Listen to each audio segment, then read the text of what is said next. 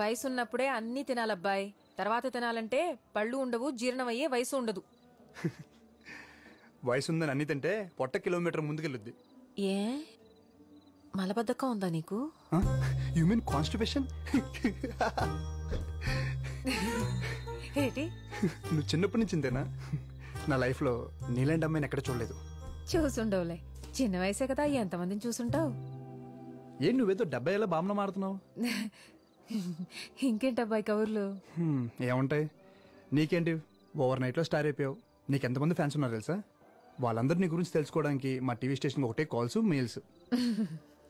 ఏమని చెప్పమంటావు? నా గురించి తెలుసుకోవడానికి ఏముంటుంది నా బొందా. అటు చూడు చందమామ.